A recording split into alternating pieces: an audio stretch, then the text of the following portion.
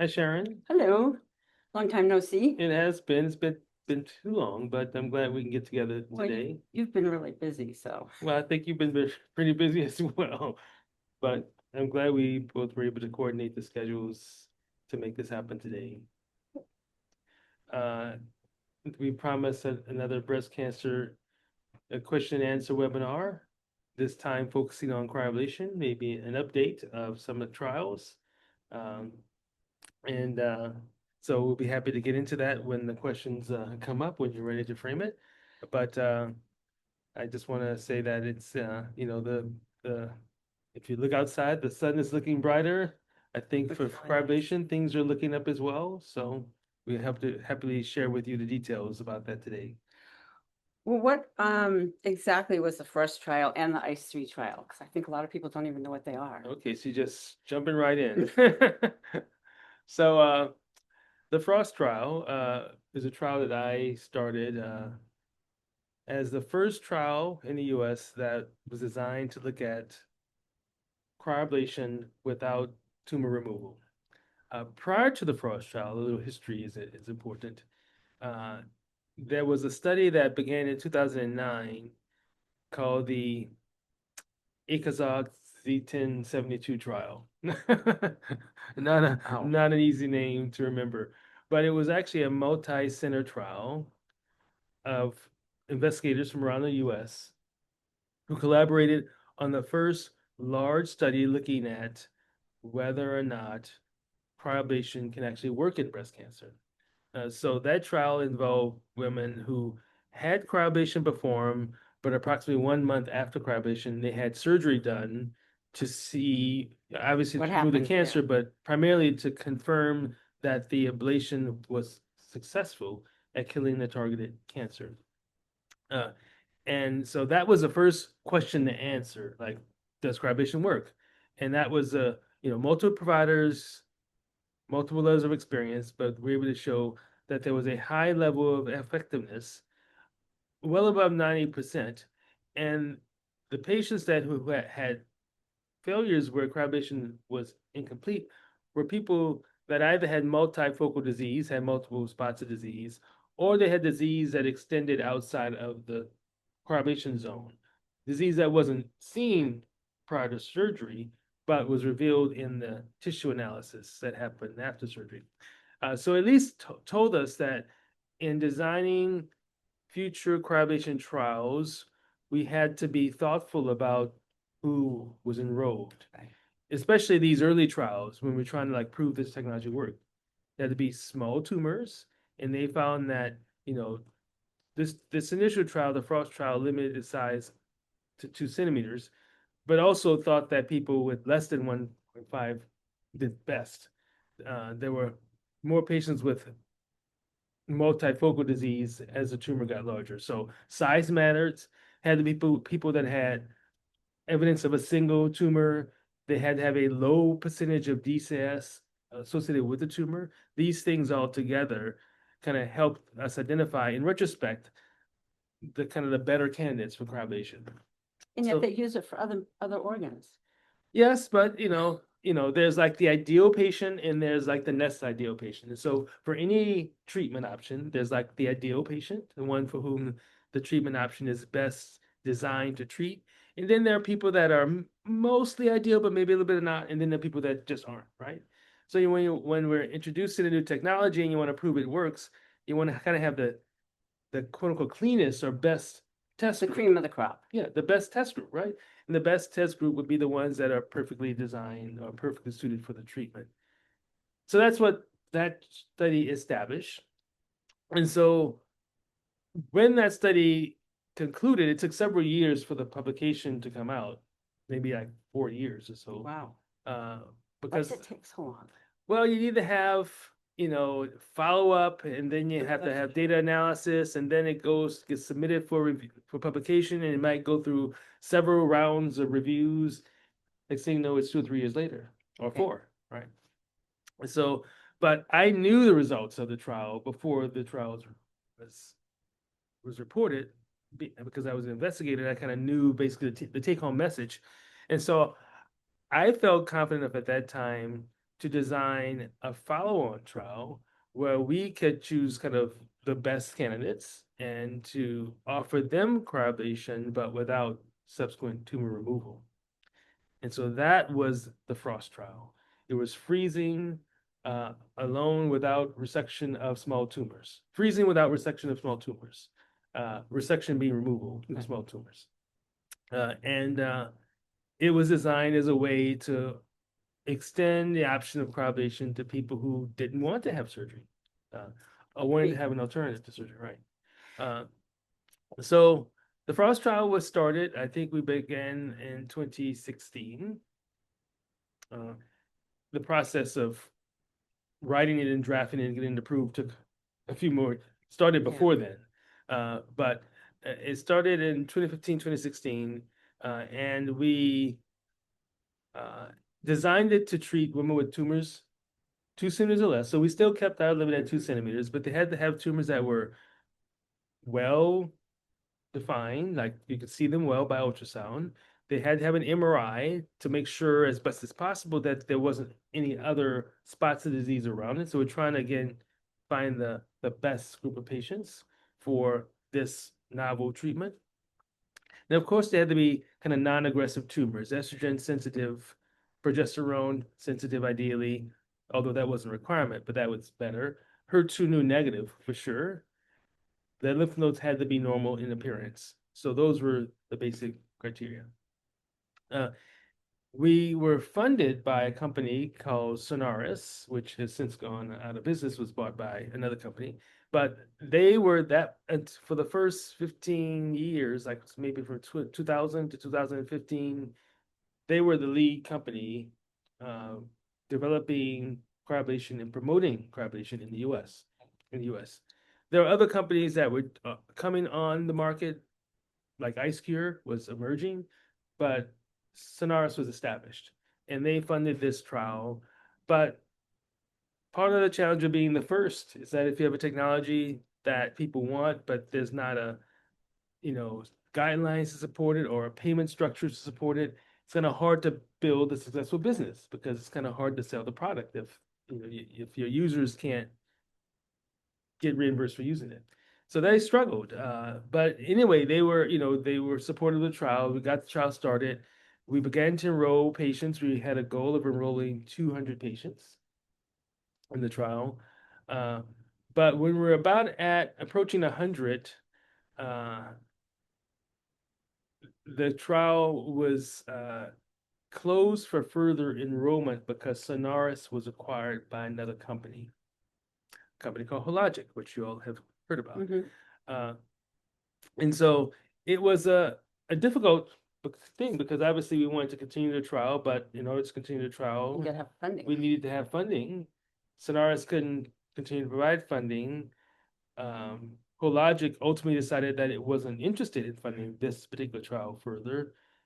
And so we were a little bit stuck because we had enrolled patients. We had patients that ideally we want to continue to enroll, but at the very least, we wanted to have follow-up on the patients that were enrolled.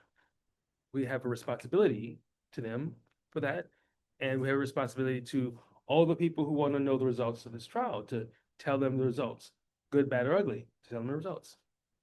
So I decided that I would negotiate with Hologic and say, I will take on the financial responsibility for follow-up on the patients, the RB stuff, whatever, as long as you give me the data and the ability to, since they own the data technically, the ability to publish the results. And after a few legal rounds, we came to an agreement that I would be given the data so I can figure out who the patients are and continue to follow up because they weren't all my patients. There were patients treated at places all over the country. So I would be able to get the data and follow the data and ultimately publish the results and, maintain IRB approval for the trial and so forth.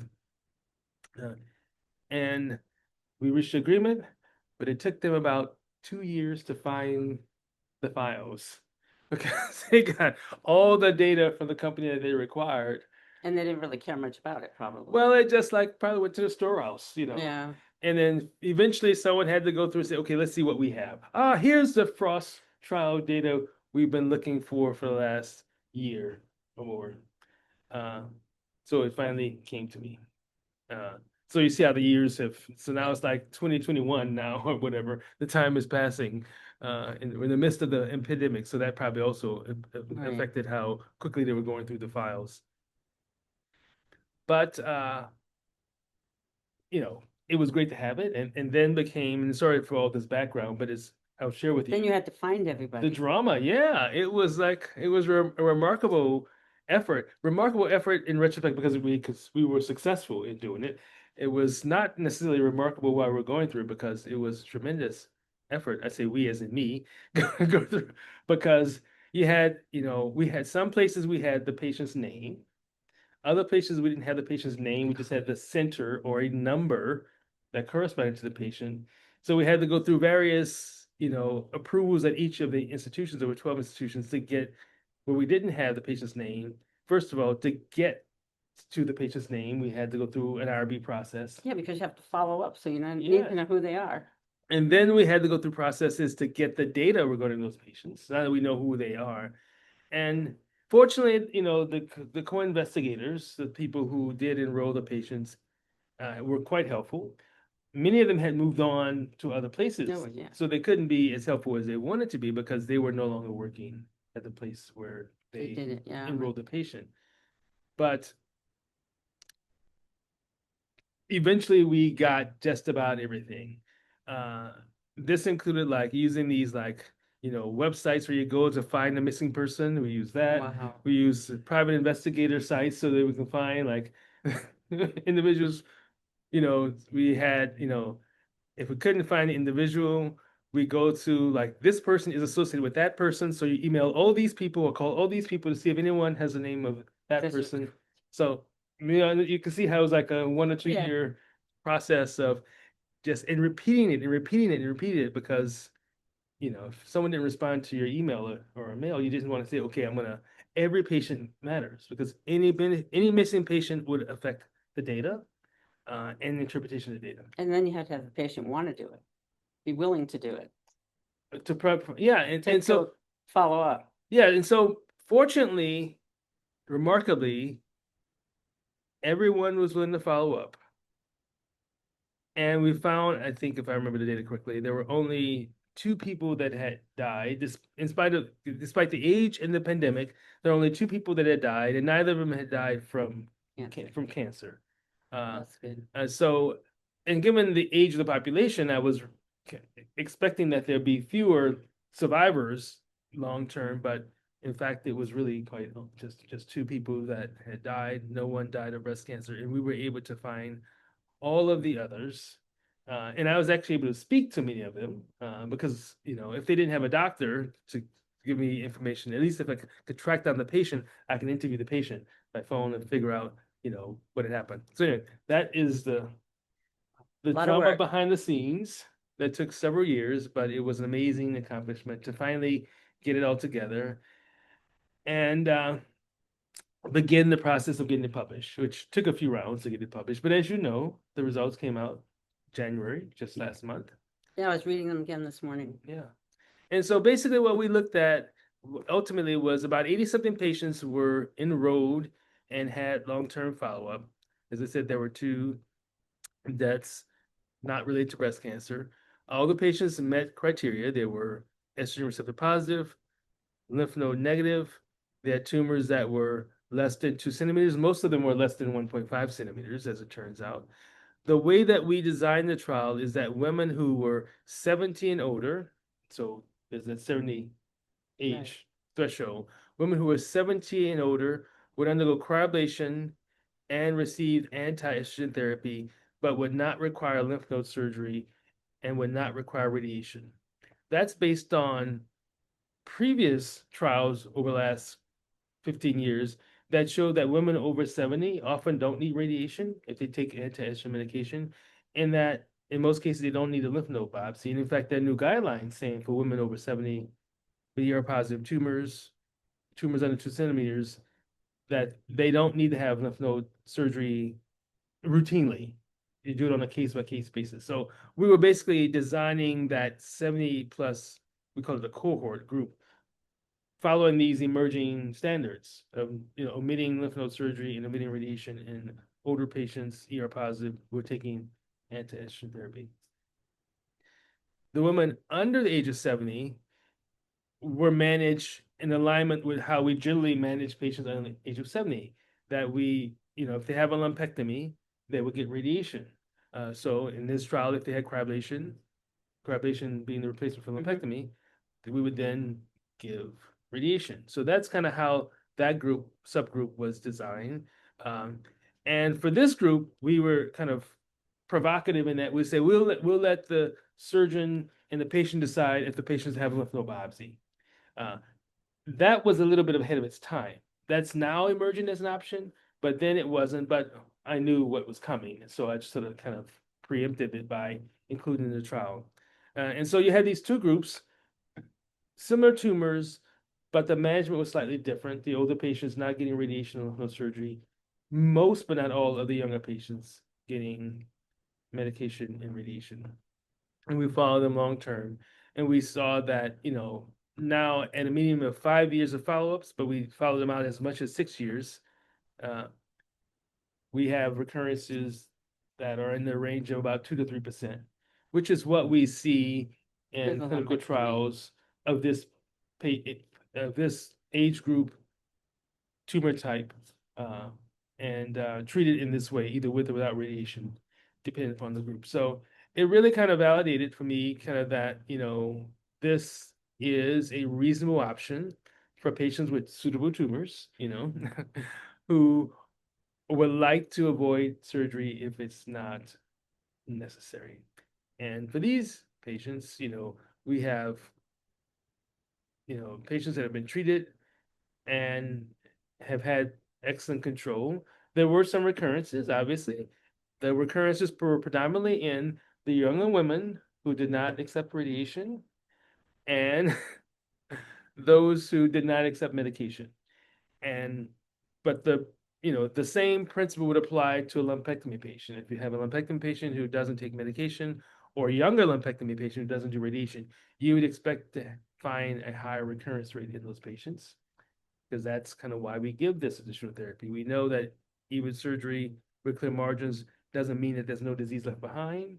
So we give radiation or medication or both in order to kill off, hopefully permanently, hidden disease that might be present but has yet to show up.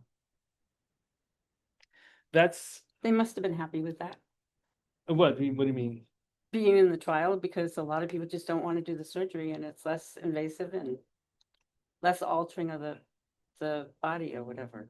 Yeah, it was. I mean, and as you know, most of these patients were not my patients. I think I treated, there were 83 patients in the Frost trial. I treated, I think, about 20. The rest were treated by other people. So when I contacted the patients, the ones that I had a chance to speak with, they were new to me. We didn't have a pre-existing relationship. But I was really pleased with how many patients who just expressed how thankful they were to have had this option. And they're still doing well many years later. And so that was a great feedback that I got, because it told us that, we were on the right path, and patients over the years, even in retrospect, will value, having been given this option. Well, I do. So there you go. I've not regretted it. I love Thank it. you. So that's the Frost trial, but there's another trial that we should mention that ran concurrent with the Frost trial. I just. But before I skipped my- before I mention it, did you have The any ICE3 trial. Yes, but before I mention, did you have any follow-ups about the Frost trial? No, Well, the ICE3 trial, or the ICE3 trial, was one that launched after the Frost trial. As I mentioned, there was another company that emerged like after 2010. I can't remember the actual year, but really, Sonaris was the only company in the US that was really doing meaningful business in cryobation, and then this new company called IceCure came out with its own version of the technology, and they began to kind of piggyback on some of the marketing and so forth that Sonaris came out it. And when I launched the Frost trial, they said, "Oh, we should do our own trial." And so I actually was in collaboration or discussion with them. And so I gave them the Frost protocol and says, well, this is what I'm doing. Maybe you want to model it after or not. Um, and we talked about the design. There's some things about their trial design that I did not like. So besides I had my own trial Right. to run, but I thought that, there were some things about the design that I was not supportive of, but it was their trial and they were able to recruit investigators to participate in their trial. And then they launched the the ICE3 trial, which published its results, I think, year before last. I think the year before last. Um, and it had the same inclusion criteria. Uh, the Frost trial went down was different in that the Frost trial started at age 50 and older. The Ice Cure trial also had, I think, had age 60 and older was a threshold for enrollment. The tumor size was the same. The tumor characteristics was the same. Our study required MRI. Their study didn't. I didn't mention it, but the Frost trial required participants to get a biopsy of the cryoablation site 6 months after Mhm. ablation. The ICE3 trial did not. That was one of the things that I was not Kind of comfortable odd. How do with. they know that it worked if they don't do the biopsy? Well, they look at recurrence over time, and I Oh, mean okay. it is it's ultimately what we're both looking at, but since I was kind of the Frost was the first study looking at this new technology, not removing tumors, not, I felt that it was necessary for patients and for to build a trust amongst clinicians that we get a biopsy of the sample of the tumor site to prove it's dead so that people wouldn't be anxious about it, Right. doctors wouldn't be anxious about it. It's kind of hard to have them champion it if they're anxious about it, right? Yeah. Uh, and as you know, when someone has cryoablation, we freeze the tumor, we freeze the surrounding rim of tissue around it, so they have a bigger lump than they had initially, which can cause some Oh, anxiety, yeah. especially among skeptical doctors. Even if patients are enthusiastic about it, and lots of doctors have doubt about this new technology. So establishing early on that we had complete tumor kill was important for me to help patients and doctors have peace of mind about leaving a lump in the breast that will get better on its own after a while, which Oh, yeah. right, as opposed to grow into a bigger cancer. So I thought that was kind of a key part, but that it came with additional cost and additional responsibility, and the ICE3 trial people did not support it and didn't want to do a trial where that was a requirement. And so they did their trial and we did the Frost trial and they ran concurrently.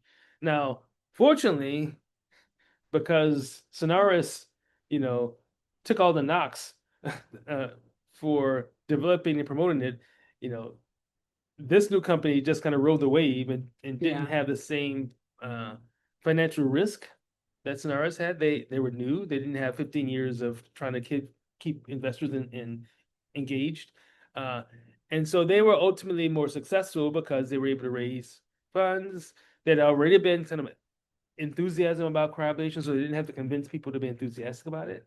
Uh, and whereas the Sonaris died and was acquired by, another company, IceCure continued to grow. And so they actually were able to continue their trial and to and reach their goal of enrolling, in their cases, 194 patients. Our goal was 100, was 200. Their goal was 200, but they actually pretty much reached their goal. We did not because Funding. because of what I mentioned, but they reported out the results of their trial and found essentially the same local recurrence rate.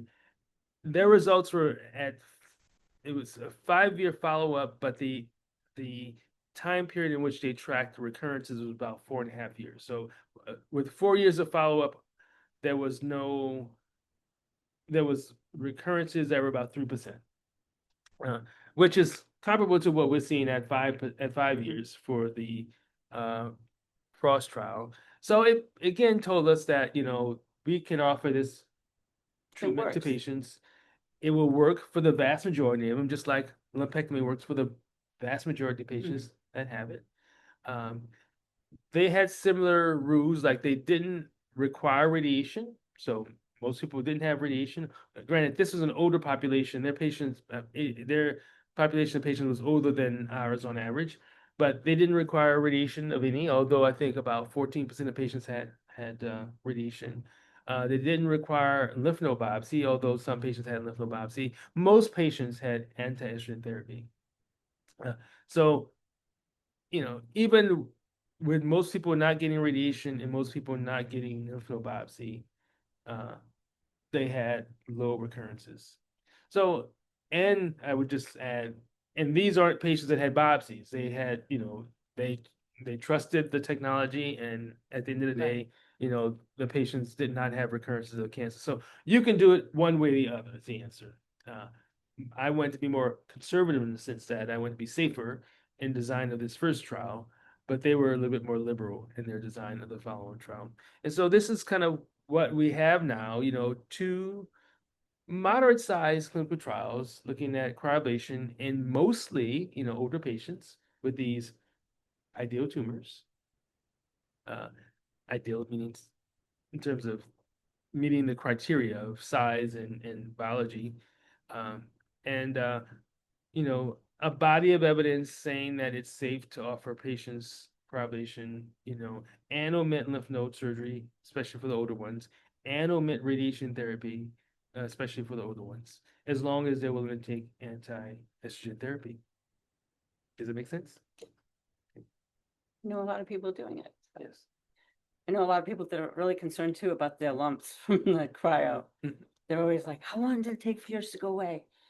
I think mine took a long time to go away, but I forgot about it. So I don't know when it went away. Yeah, when we first started to talk about how long they would last, I started to do cryoablation in 2003, and there were a few others that were doing cryoablation maybe a few years before me.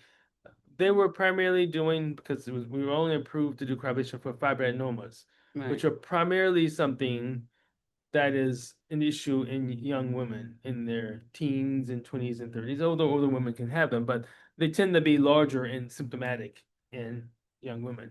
Uh, and so that's where the technology was initially approved to treat fibroadenomas. And so that's what we treated. And in young women, I mean, in retrospect, we know that, the cryoablation sites heal faster, they disappear, the lumps disappear sooner. It's more an issue of breast density and how dense breast Hmm. tissues heal. But we started off by saying, oh, the lump will probably go away in 2 or 3 years. Well, that was based upon women in their teens and 20s and 30s. As you get to older patients who have more fatty breasts, you know, we know now in Density. retrospect, that in many cases it doesn't go away completely. Uh, it's highly variable. Depends upon the breast density. I think, even in older patients, when the breasts are dense, it goes away better, or at least it's less detectable long term. Uh, for fatty breasts tend to develop fat necrosis, which are areas of dead fat. So even though the cancer is gone, some of the fat that surrounded the cancer can sometimes get firm and persist. Uh, it's fine as long as you know what it is, you have confidence, but I'm just saying it just doesn't disappear. And then, of course, there are other anatomical things, like if the cryovation site is close to the skin, you're going to feel it more. If it's deep in the breast, you'll feel it less. If you do one ablation, it'll go away faster than if you do 3 or 4 ablations, because you're treating more volume. So there are a lot of factors. And so now I just reassure patients that it will significantly reduce over time. It probably won't go away completely. There may be a scar that's left that you can feel at the end, but that is often the case with surgery as well, that there's some palpable scar that you can feel at the treatment site. Uh, And Well, mine still shows up on PET scans, but it's not active or anything. It's just Mm-hmm. there. There's just something, they know there was something done. right, like I had like surgery on my hand. There's a scar. This is kind of the external scar. Right. Internally, there is a scar, and when people have cryoablation, there's a scar in the breast that will remain, and sometimes you can feel the scar, sometimes you can't. Right. But as long as you have confidence that it's benign from imaging, or maybe if you had a biopsy, then you can have peace of mind about it. Was it, well, you already told about it being successful, more or less. Um, what did it accomplish as far as the FDA? I know that's what a lot of people are waiting for. Yes. So the FDA primarily looked at the data that came from the ICE3 trial because we were still trying to get the Frost trial data together and published, but IceCure had already begun the process of working with the FDA to figure out what they needed to present to them to be considered for FDA approval. So it was very much an IceCure focused FDA process. And in fact, the approval that ultimately came out was an approval of IceCure's technology. If there's another company that's going to, and there are other companies in the cryoablation space, if they want their device to be used for cryoablation of the breast, they'll have to go through their own FDA approval process. Uh, they can piggyback on some of the work done by IceCure, but they still need to have their own approval. So IceCure basically said, we have this trial that's been enrolling women, mostly older women. Most of our patients are, upper 60s and over 70. Uh, the tumors are small. They're they're low grade mostly. Uh, we would like to get approval for our technology to be used for cryoablation. Uh, and they reviewed the data through this process, which you guys have heard about before. Uh, there were people supportive, there were people opposed to it, and they thought there wasn't enough data. The data wasn't compelling enough, some people thought. Others thought that the data was sufficient. There was good as the data for other things. And so at the end of the day, I think it was in October of last year, November of last year, they finally decided that they would issue an FDA approval of cryoablation performed using the IceCure's device called the ProSense device for women aged 70 and older who had tumors 1.5 centimeters or smaller that were estrogen receptor positive, HER2 negative, and lymph node normal in appearance. Super restrictive. Yes, but that wasn't all. And then And have to follow up with another trial. right, it said this is a contingent approval. We will approve it for now, contingent upon you giving us more data about these patients. Initially, it wasn't clear to me if they wanted more data about, say, younger patients or slightly different patients, or they wanted more data regarding the same exact patients. But I did reach out to the IceCure people, and they clarified that actually what they want is the exact same patients that they've approved. That's what they want to have studied further, so they can have more data and more long-term data, like data on more patients and for a longer period of time. And so this this follow-on study, is still in the works. I mean, the design is still in the works. They have, at least, as far as I know, selected the investigators. I will be one of the investigators in this follow-on study for the ICE3 trial, which is a technology that I currently use. Um, the study will be 400 patients, and there will be about 20 sites enrolling all the patients amongst they anticipate enrollment over a 2 or 3 year period. And they gotta be over 70. 17 older, Wow. ER positive, HER2 HER2 negative. negative, lymph node negative, size 1.5 centimeters or smaller. Well, I would have never fit, so. Right. But many women do fit Yeah, the no, I'm criteria. sure. And certainly if they're getting screening mammograms regularly, or screening of any type regularly, they likely will qualify. at least have a high probability of qualifying. Now, this trial, I mean, it's,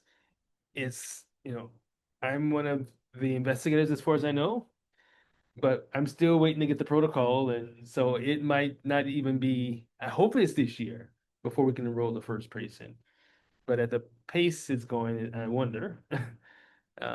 So stay tuned. We'll certainly let you know when the trial becomes available. The good part is that, people who enroll in the trial can get cryoablation at no cost. Right. So it does expand access.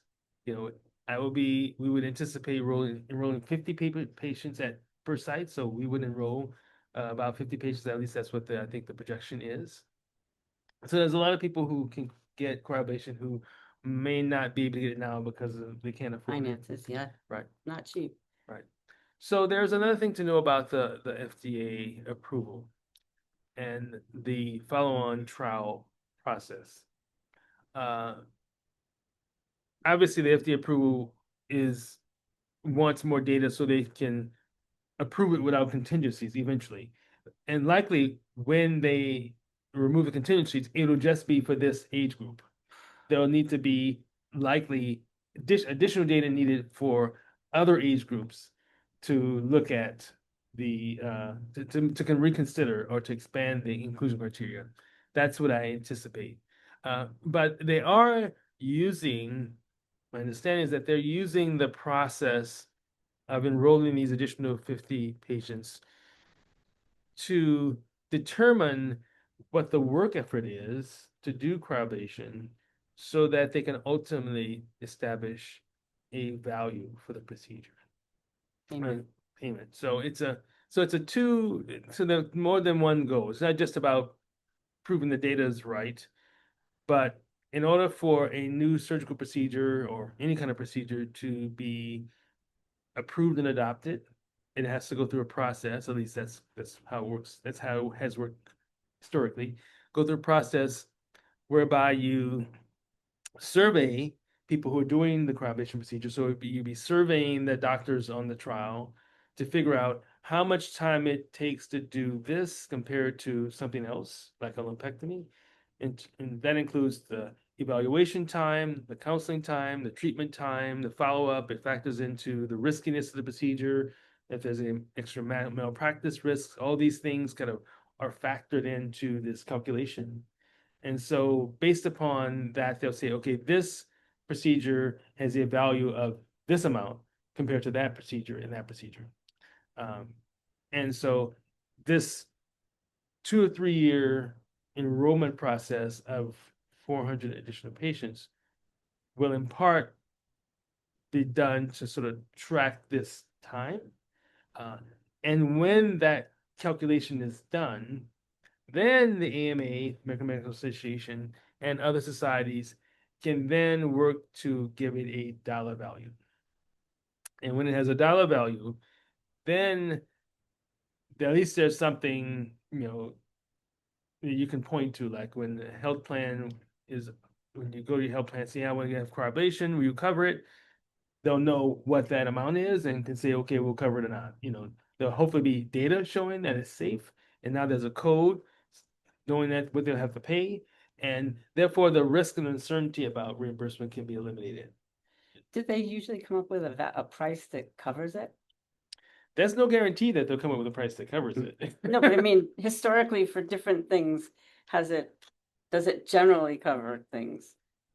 I'm just curious. I think probably yes, but it's kind of like, a volume business kind of thing. Like, you need to have enough of these things in order to cover the cover the expenses. Yeah. overhead so you can begin to see profit. And currently cryoablation is available and is covered for people that are having cryoablation for fibrinoma. That's been an FDA approved application for now 25 years. But it doesn't cover the cost of the procedure. Oh, no, I saw what it cost. I saw the online, I saw what they allowed and it doesn't Right. sound So anyways near what it to cost. your Yeah. point, there's no guarantee it's going to No. cover it. And so the pressure is they may say, well, we'll give you this because we know when the technology becomes more widely available, the cost of the device will go down. or the companies will have to reduce the cost of the device so that the users can afford to offer the treatment. So there may be a little bit of pressure on IceCure to lower the price to make it, they want the price higher, of course. The company wants the price Oh, higher. yeah. So there's some politics obviously involved in that. IceCure can't be the price setter. It would be the government being the price setter. But, you know, often we don't know how it would kind of turn out. Well, and then it depends on how many patients you have, because the cost of the machine gets divided over all the patients that you have. So the more patients you have, the less effective the cost of the machine is to you. For the machine, but there's some hard costs, like for every patient, you have a new probe. And so there's always a fixed cost of the probe. And it doesn't matter how Sure. many times you use a machine, it's still the same, cost that is that you have to, bear. It also matters like if the treatment is given in a hospital setting or in an office setting. Uh, in the hospital setting, you know, Yeah. finances are really, really confusing. Often things aren't paid for. That's the reality. They just kind of pay Peter from Paul, whatever. But I'm not saying they rob Peter to pay Paul. Maybe they do, but it's like it's not math that is obvious Well, it's just because like they bill for every little tiny thing because they're afraid they won't get enough.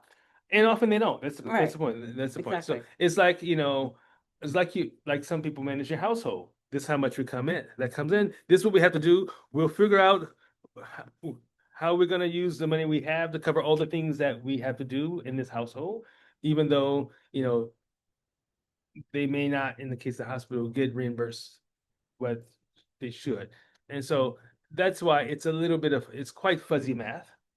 Uh, and even though I'm doing a healthcare management course, now it's clear that it's really fuzzy math. In some ways, it's even like, how could this ever work? But anyway, but the point is for a physician's office, like my private practice, they can't deal with fuzzy math because they have No, because staff yeah. to pay, and there's no hidden fund that they could pull resources to or expect that somehow they're going to have a foundation that's going to cover or make up for things. So, it's really much more black and white that, you have the cost. If I'm buying the supply, the cost of the supply is something that is a real dollar amount. And I have staff, and that's, have to cover the staff, and there's supplies and all that. And those are fixed costs that are part of every procedure. And so Medicare does cover cryoablation when it's done in the hospital setting. Oh, it does. When it's done in a hospital setting, Interesting. yes, it is interesting. The problem Especially is since that, that's going to cost them more. That doesn't make any sense. well, it doesn't cost Medicare more. They're going to pay what they're going to pay, which is not very much, Oh, which is the okay. point. Because they're going to say if the hospital wants to offer it, then the hospital will figure out how to compensate for what it's not Got getting. it. So I did communicate with a colleague who, at one point, he's hospital employed.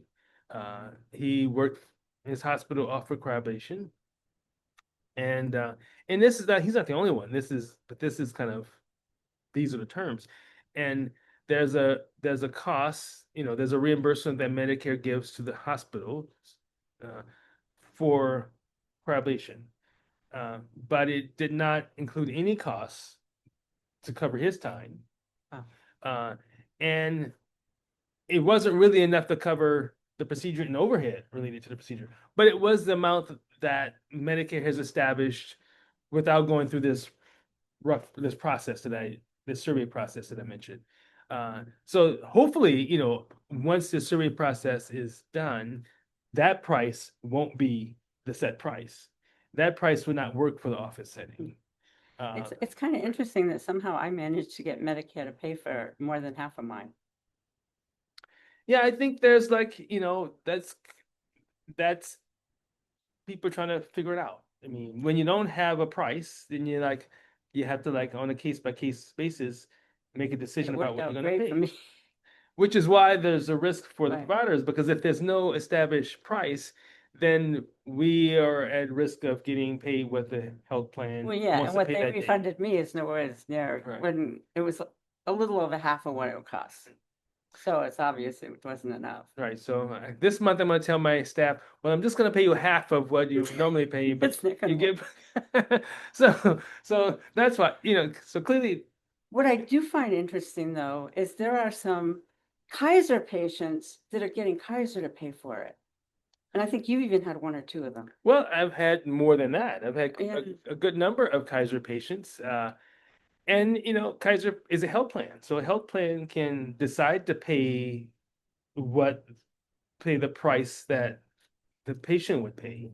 And that's essentially it. I mean, Kaiser is not, and I don't think I'm saying anything that's we don't have any agreement with them at this point, certainly. Kaiser hasn't paid us. What has happened is that they approved it for the patient paid us, and And then the they, patient yeah. paid Kaiser. The Kaiser paid the patient. Kaiser paid the patient. Uh, so, and I don't know what that looks like, I mean, we know based on other data that, the cost of cryoablation is less than the cost of surgery. So there's probably some savings that I just Kaiser find it is amazing seeing, that Kaiser's doing it. but it's Of all been places shocking. that I would never expected Kaiser. It's been shocking to me as well, but it's been consistent. Kaiser Southern California I think has that been the one. probably the biggest thing is they got to get the surgeon that works for Kaiser to agree that it's a good thing Right. to refer them out. So mostly how it happens or has happened in the recent times is that the patient learned about cryobation. They came to us. Um, they then went to their surgeon and say, "Hey, I would like to have cryobation," and the surgeon, as you say, has to be supportive. Right. But we've also sort of develop relationships with some surgeons that are open-minded about it. And so we'll say, well, you should ask to see this patient, you should ask to see See this this doc, surgeon yes. in Kaiser, and maybe they will support you. So they can ask for a second opinion within Kaiser to see a doctor who's supportive of, at least open to this. And then if that doctor orders the referral, It works. then it can work. And so,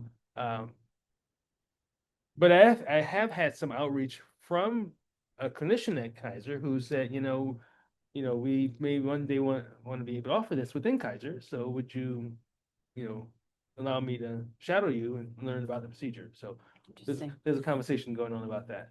I'm just wondering, I mean, I went to one conference and the oncologist that was having lunch with all of us, when I mentioned cryoablation, she was just totally like, that's no good, that's blah, blah, blah, blah, blah. But I wonder sometimes if part of the reason the doctors are against it is that they don't know how to use ultrasound. Because how many surgeons really take the time to learn ultrasound? So I think you touched upon an important point, but the different doctors you're talking about, though, obviously you're referring to a surgeon. So most surgeons, I think mostly surgeons just don't know about it. They don't have the evidence. They don't know the information that you guys know just from listening to this call. They haven't heard it, or they've heard it and it didn't penetrate, or they didn't pay attention to it. But if they understood the data, they'd be more supportive. Even if they can't do it, they'd be more supportive. Um, and so the first part is just to educate them. It's the same is true for the other clinicians as well. They just don't know the data. And so, of course, it's natural to be suspicious of some new innovation that's going to make things Yeah. easier and faster. And it's like, it's too good to be true. But it might Right. take patients away from them too. Right. And so, If they can't do it. so putting aside that issue, I think the biggest challenge is they just don't understand. And so, part of the reason why we do what we're doing now and we write and we publish is to just kind of educate people about it. And so the second hurdle for surgeons is sometimes people don't, even if they know about it, they don't recommend it because they don't do it. Right. Right. That's what I mean. Like Yeah. your options are the ones that I know how to do, not the ones that are available. And if they don't know how to do cryoablation, then they may not ever mention that it's available, right? And so people are deprived of information. And, one reason that surgeons don't do it, the biggest reason, as you mentioned, is that, they just don't have ultrasound skills, um, you know, to enable them to do this safely and effectively. It's just not been a part of these historically, it's not been a part Part of of the how we've been education, yeah. trained. That's changing, and certainly there are many opportunities now for surgeons to obtain, participate in courses to learn ultrasound skills. But it's an old dog new trick kind of thing. People Yeah. who are comfortable doing what they've already been doing, and you know, this is another thing to learn, which Yeah, they and I don't do have time think for. one of the problems is people that don't know about it. Because when I mentioned to somebody that I had my tumors frozen, I didn't have surgery, they're like, "What? Mm. How did you do that?" Yeah. People don't know it's out there. Yes. But with your advocacy and, Oh, that yeah. of the other patients, it's amazing that it takes as long as it does, but that's just how things Well, I've happen. been getting involved in more and more advocacy groups because I just became an advocate for LBBC, Living Beyond Breast Cancer. Of course, that's kind of after the fact, but still, I mean, they have friends that get it Yeah. I and it's mean, all over. And, every time I turn around, finding another group to be. mhm. But I'm a little bit pleasantly surprised. I mean, maybe I shouldn't be surprised, but still, you know, I get surprised. Like last week, I saw someone in office, and she was referred by a surgeon down in Hogue, who referred her to see me for cryoablation. She was kind of a high risk surgery patient, but it's like, you know, I was just pleased that He he did that, yeah. felt that, he was looking out for her needs, not necessarily for his own, needs, and was willing to refer her to another surgeon to do something that he's not able to do, which, as you know, many people don't do. Hogue is kind of interesting because I went there for one of my ultrasounds, I think it was. And the radiologist that did my ultrasound mentioned something that I at the time didn't know what it is. Now I do know because you do it, the interoperative radiation. Mhm. And he had said something to me about, well, if you have a lumpectomy and you can radiate at the same time. I didn't know what he was talking about. He didn't, follow through with any more explanation. I was just there for an ultrasound, but now I know what he was talking about. Yeah, so that was, So I think Hope may be a little bit forward. I mean, ahead for their everybody else a little. yes, and I think they are, and so I mean, they don't offer cryoablation currently, but they may one In day, the future, certainly. yeah. But it was great that the surgeon felt comfortable enough to at least refer, and so I think, with he can only do that because he had some base of knowledge about it that helped him feel that he could safely refer her and that she was not going to do worse off necessarily because of she got cryoablation. So, the educational process of getting people to get on board. There's also, of course, the other oncologists, the medical oncologists, radiation oncologists. It's a whole new sort of challenge Oh, because this lady was awful at the luncheon. I mean, she just jumped all over it, and I just backed off and didn't say another word because I knew there would be an argument, and I didn't want to go there. yeah. Because she was I was at it was actually it's the one in Chicago, the Lynn Sage Conference, which is a big conference on oncology and breast cancer and all that, and she was our guest speaker for that lunch. So I didn't want to get into too much. I just had to say, well, what do you think about, cryoablation? And her reaction was enough that I just didn't follow through after that. Mhm. But it Yeah, was so interesting. yeah, it's that's He unfortunately was still adamant too it does common. not work. It's, It's like, I don't think she knew that much so about she's it, but just, her head in the head sand. in the sand. She just hasn't looked past her impressions, right? And maybe she knows of any event, an incident where it didn't work. Right. I mean, no treatment works for every solution. I mean, that's like saying chemotherapy doesn't work because it didn't work for one or two patients, Well, right? I always say that it's not medicine, it's always called the practice of medicine Mhm. because you're practicing. I mean, there's so much we still don't know. Mhm. So, and then there's people like me that are afraid of some of the things like the Enhertu, Mhm. which has turned out to be wonderful, and I don't have any problems with it, but everything I heard from other people about their experiences with it made me not want any part of it. Yeah, that's part of the Well, challenge. and And part of all that fits in too with the fact that some doctors are willing to give lower doses and some are not. Mm. And the higher the dose, the worse the side effects. And I actually, when I went as an Alamo scholar, I wrote my paper on dosing because I think, patients tend to get too much. Because when they do the clinical trials, they go for the highest dose. And then that becomes the standard. And doctors are afraid to do anything else. Though more doctors I'm hearing are willing to do lower doses now. Because I just talk to a lot of people and I hear what's happening. So clearly there's evolution, and obviously there's evolution in how they think about dosing chemotherapy, and increasingly there'll be evolution about how people feel about, cryoablation. And then there's there's two support groups whose names I can't remember, but they're all about lower doses and overdosing. And so their associations are actually getting involved with clinical trials and putting their 2 cents worth in, and putting their pressure on, and that's helping to evolve it too. So it's just like with the cryo, the more people that complain that they can't have it might help it to evolve a little bit faster, maybe. Maybe. Well, the squeaky wheel gets to. Tell me about it. I do it all the time. So you gotta complain, otherwise.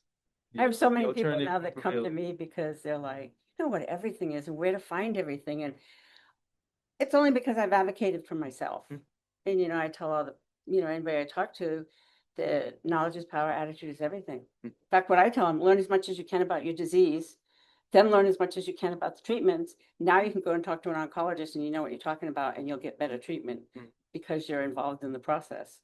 And then attitude is everything. Live like you don't have it, but do what you have to do to treat it.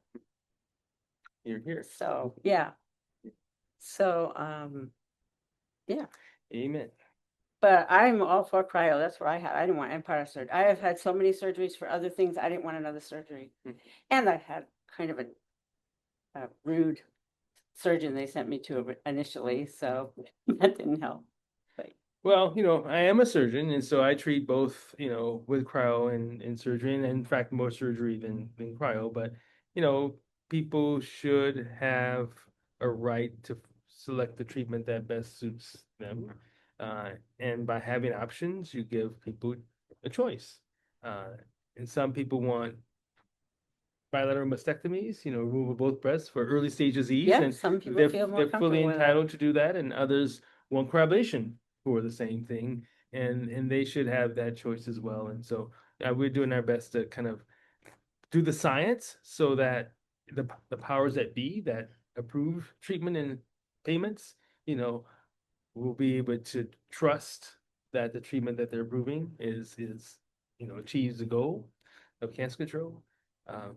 You have to not let their anxiety get the better of them too.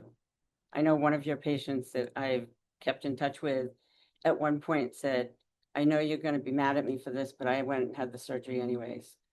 And I was like, why would I be mad at you? You have to do what feels comfortable to you, because you're the one that has to live with it. It was always. And that's what I tell them. If you don't like a doctor, fire him, because, they don't have to live with the results, you do.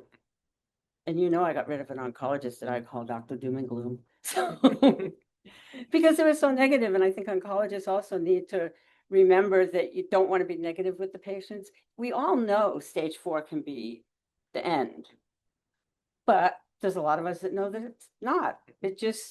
And like you said, when I went stage 4, we just got to find the right treatment. Well, here I am, 4 years, 2 years later, 3 years later? No, actually 4 years later. And I'm fine. And so it's just, and yet that first oncologist was like, I know this is going to happen to you. And then she told me about how she didn't like cryoablation, and that was a mistake. It just went on with a bunch of crap. And so, it's like, you have to not be afraid to fire your doctors too. I fired 2 oncologists. You're pro.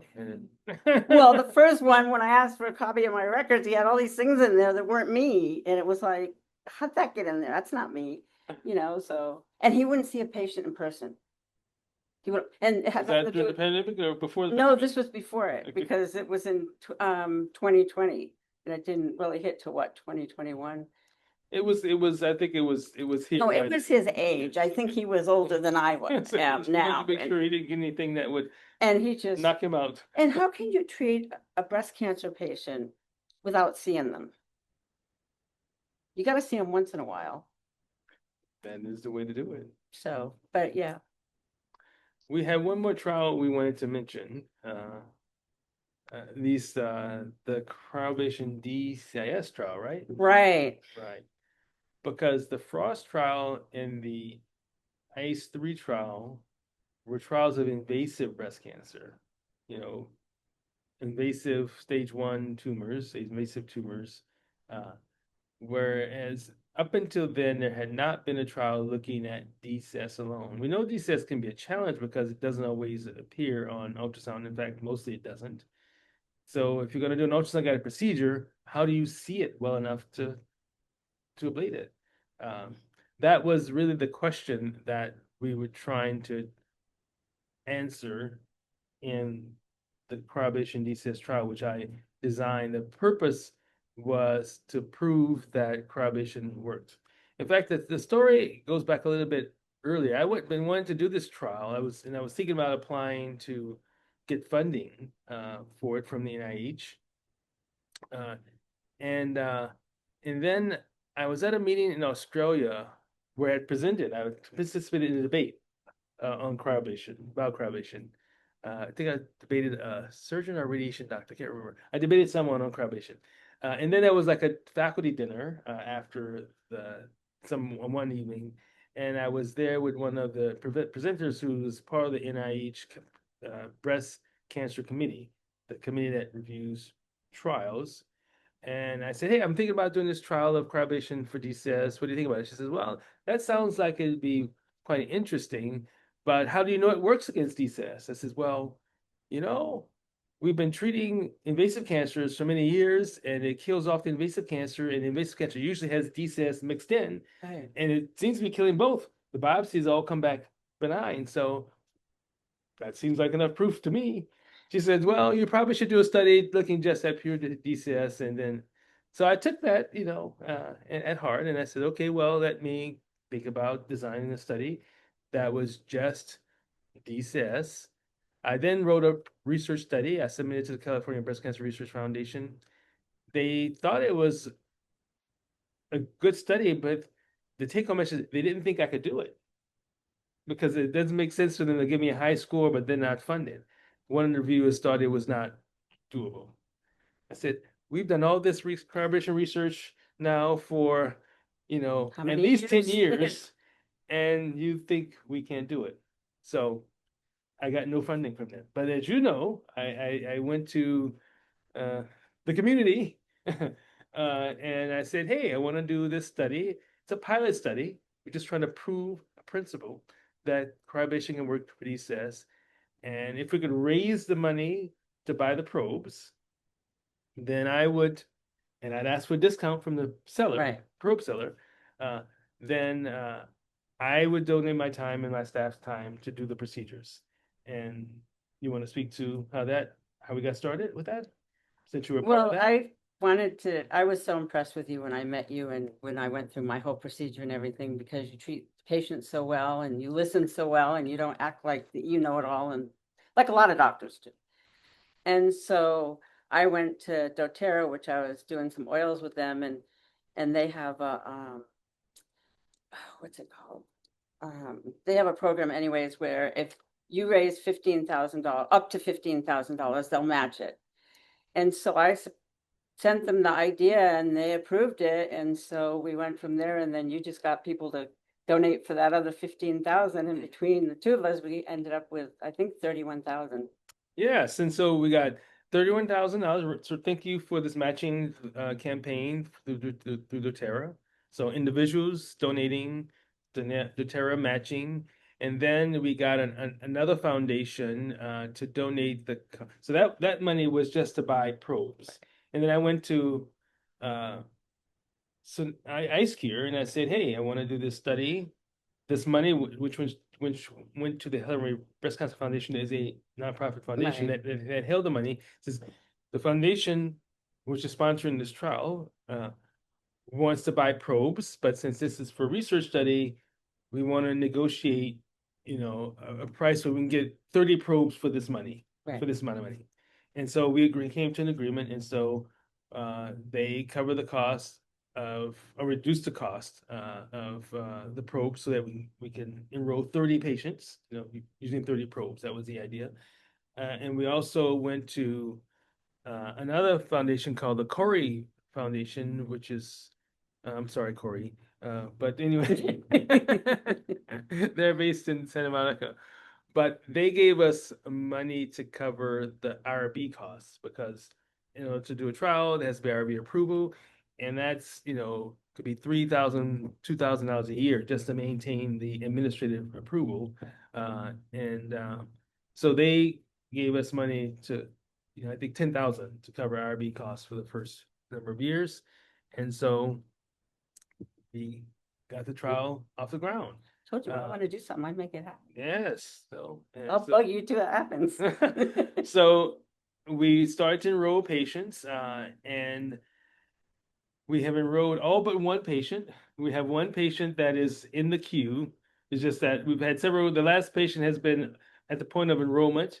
And then when we did additional studies, we found something else. So she didn't get qualified. So it's just, because obviously, just like, Right. The ICE3 trial and the Frost trial, especially the Frost trial, we need to have confidence that there's not something else in the breast.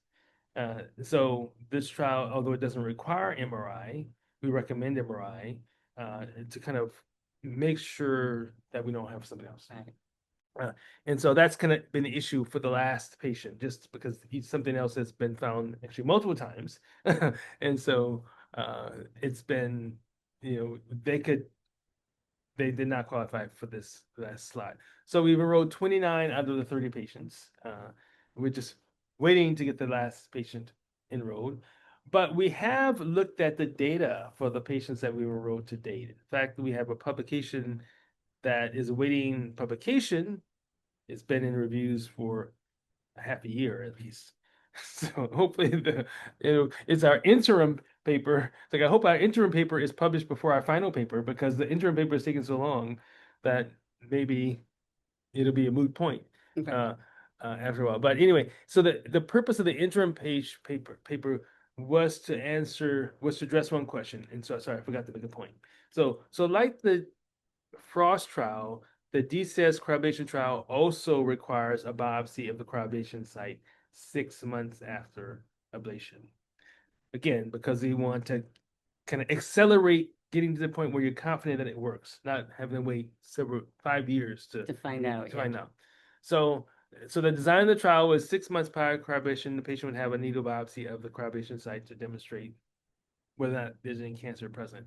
And so we presented in this interim publication that we submitted for publication, I think the first 15 or so patients that had undergone cryoablation and had at least 6 months of follow-up, whereby they also had a core biopsy.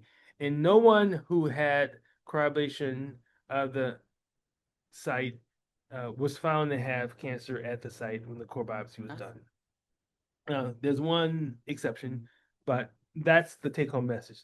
The one exception is, and it's actually the main challenge that we're trying to ask in the trial is, can you identify and target the area accurately to ablate it? And so the way that we make DCIS patients, enable them to become a candidate for ultrasound-guided cryoablation, is that prior to cryoablation, we have inserted into the breast an additional marker that is ultrasound visible. The usual markers that they use after biopsy to mark the biopsy site, the usual marker is not ultrasound visible. It's designed to be seen under mammography, but for the most part, they cannot be seen by ultrasound. But in order to do an ultrasound procedure, you need an ultrasound visible target. So we basically have placed in that breast at the site of DCIS a second marker that is ultrasound visible. And now that we have an ultrasound visible target, we can then do ultrasound guided cryoablation. And so that's how we are proving, number one, that you can do cryoablation on patients with DCIS, even if you can't see the DCIS by ultrasound. And then the biopsy is done to prove that it actually works, that it kills the thing you target. The one exception was a patient who had, one problem with markers is sometimes they don't stay where you put them. Yeah. They call marker migration. The marker is put in when the breast is often in compression, like an accordion, when you compress it, everything is together, and then when you release the accordion, you know, the breast expands. Sometimes a marker moves So they're done along. with an MRI? Is that how they're done, with an MRI? What is that? Put the marker in with an MRI? Oh, the marker can be put on, you should just put in the mammographic guidance Oh, okay. because there's a mammographic visible clip already, and we just target that clip using a mammogram to target. Okay. But the marker we put in is an ultrasound visible marker next to, What's it made out of? it's made out of suture material. Oh. Like what we use to sew in surgery. Does it ever dissolve? Yes, the suture material is absorbable. So it has two, well, there are different kinds of ultrasound visible markers. The one that I think is easiest to see um, and that migrates less, because migration can happen Right. with either, is one that is made out of suture material. It's like a basket. It's almost like a straw Right. that's made out of I've mesh seen a material. picture of it, yeah. And the mesh is made out of suture material, the kind that's absorbable. And inside the mesh, there's another little metal piece. Oh, So, which always stays there. which stays there. So the metal piece does stay, but that outer basket or of suture mesh dissolves. Is the metal titanium or Yes. something? Okay. Yes. So this mesh part is by ultrasound kind of looks like a straw. You can see the front wall and back wall of this like straw like and mesh, and that's what allows me to see it. Um, so anyway, we had one patient who had her first marker placed. Uh, they did a biopsy, they put the marker in, the calcifications were here, the marker ended up over here. She came to us for cryoablation and said, okay, we can do the ablation, but we need to have the marker placed in the right spot, and then we targeted the right marker. And then we put the ultrasound visible marker in, and it also migrated. Now, sometimes it's kind of the breast position, yeah. the tumor location. There's some reasons for things to migrate more or less, but they both migrated.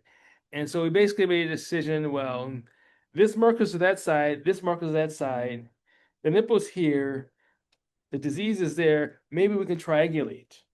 And if you really want to do this, I'm willing to give it a shot. I'll triangulate between these three targets and aim the probe. And we did, but we were a little off center. Right. And so in the area that was ablated, there was no DCS, but next to it, there was some DCS because the targeting wasn't accurate. So that wasn't an ideal case. And in retrospect, I won't do that. I wouldn't do it again. Right. But it's a trial. You learn these things. But marker migration is a real issue. It's an issue for surgery. Sometimes you go after the marker, it's here, but the actual disease was there, and we have a positive margin because the marker was a little off center. But that's the only case where there was actually DCS at the place we targeted. Our targeting was a little bit off. But It kind of reminds me of, I had a liver biopsy and they took 5 samples and 4 of them were negative. It's like, it's targeting, yes. Yeah. Yes. Well, they said before they even started, it was really hard to get to. Mhm. But it was just very frustrating because I wanted to have some tests done and I couldn't. I'm I- still fighting it. I remember, yes. Well, I'm still fighting it over the lung biopsy because they're claiming the hospital hasn't given them enough to do the test, so. Mm. And I know I got plenty this time too, but anyways, Well, this trial is, I mean, we now have not only this initial experience knowing that, it works where we target it, if you target the right spot. We also have some follow-up to determine are we seeing any recurrences amongst these patients? And there are a couple of patients that have had recurrences, not in the place that was treated, but in other parts of the breast that looked normal when they had yeah. cryobation. But in retrospect, disease emerged.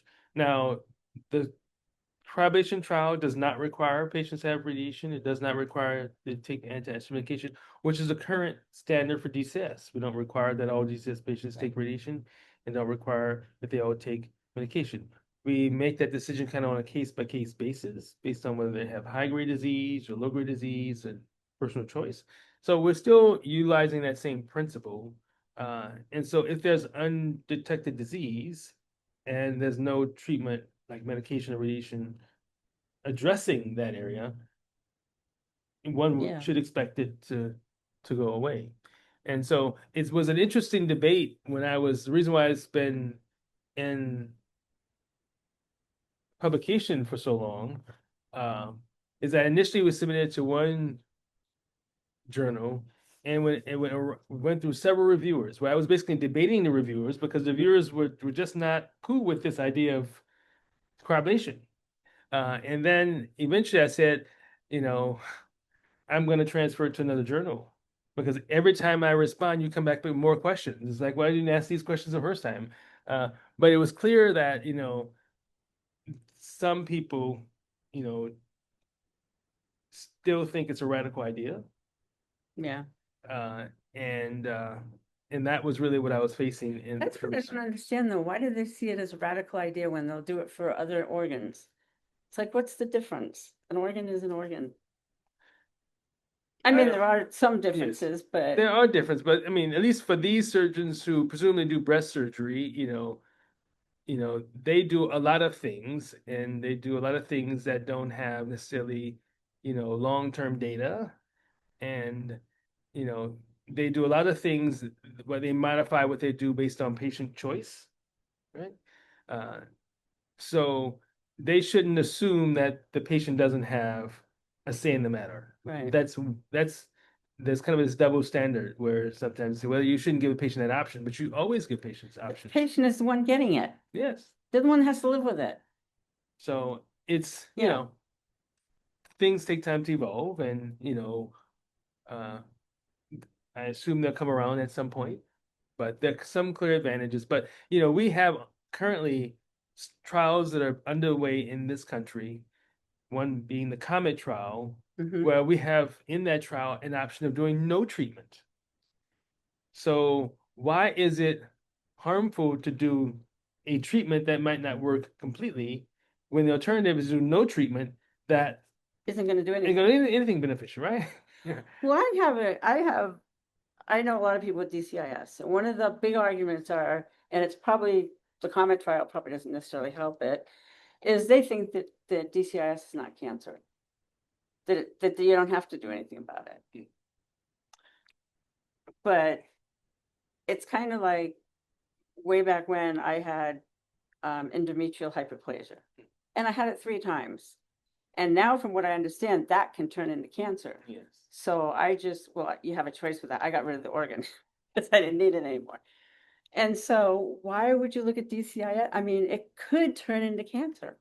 Right. It's a kind of it's partly, I won't say a word game, but it's kind of what you mean by the words she described. So many of us are, obviously, that there are things that are benign, things that are benign, meaning that in its current state, uh, there's no indication that it's likely to evolve to something that is potentially cancer.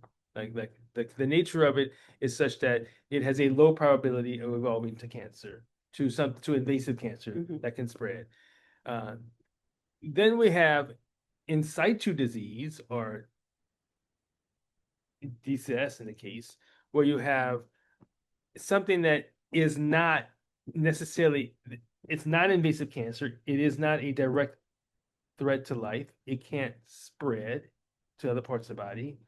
Yet we know from historical data that it has a high probability, at least 40% or so, of evolving to invasive cancer.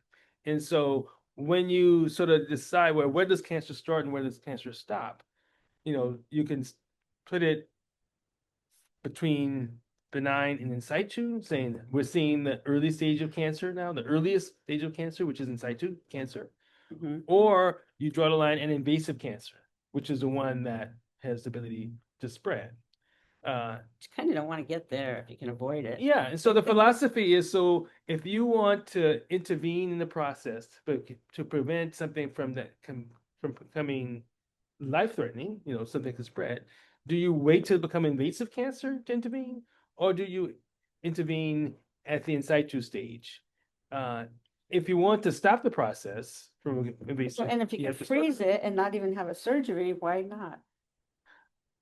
That That's how I is would also see it. true. So the debate about what's cancer and what's not kind of depends upon your philosophy about intervention. Because for those who say DCIS is not cancer, they're basically saying, well, it's not a direct threat to us now, and we'll deal with the direct threat later if it develops, right? Yeah, As sometimes opposed to that's not a good thing. right. So, I mean, it's I mean, mine is HER2. And I remember when we did the webinar on HER2 and we're talking about all these other things that can happen and how, 2.5 years down the line, a lot of times it spreads, which is what happened to me. I was sitting there thinking, oh crap, this is going to happen. What do I have to look forward to?